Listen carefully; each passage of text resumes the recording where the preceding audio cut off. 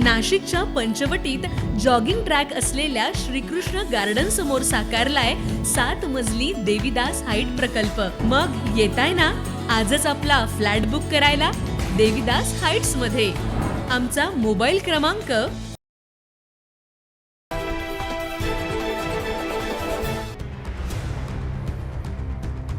नाशिक शहरात गुन्हेगारी वृत्तीला आळा घालण्यासाठी शहर परिसरात अग्निशस्त्र हत्यारं बाळगणाऱ्या इस्मांचा शोध घेऊन त्यांच्यावर कठोर कारवाईचे आदेश शहर पोलीस आयुक्तांनी दिले। आयुक्तांनी दिलेल्या आदेशानंतर गंगापूर पोलीस ठाण्याचे वरिष्ठ पोलीस निरीक्षक अशोक शिरमाळे यांच्या मार्गदर्शनाखाली गंगापूर पोलीस ठाण्याच्या बीट मार्शलचे पोलीस अंमलदार स्वप्नील रणमाळे हे गंगापूर रोडवरील सरीन मिडोज भागात पेट्रोलिंग करत असताना त्यांना एका स्वीटच्या पाठीमागे भांडण सुरू असल्याची माहिती कॉलद्वारे मिळाली।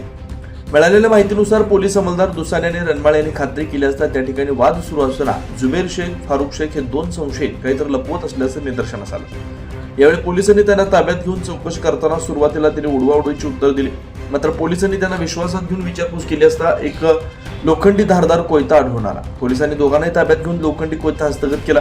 दोघा संशयितांविरोधात गंगापूर पोलीस ठाण्यात गुन्हा दाखल केला। घटनेचा पुढील तपास गंगापूर पोलीस करतात। सदरची कारवाई पोलीस उपायुक्त मोनिका राऊत, सहाय्यक पोलीस आयुक्त सुधाकर सुरवाडकर यांच्या मार्गदर्शनाखाली गंगापूर पोलीस ठाण्याचे वरिष्ठ पोलीस निरीक्षक अशोक शेरमाळे, बीट मार्शलचे पोलीस अंमलदार दीपक दुसाने, पोलीस अंमलदार स्वप्नील रणमाळे यांच्या पथकाने केले। 9 न्यूज महाराष्ट्रासाठी प्रतिनिधी इसाक कुरेशी, नाशिक।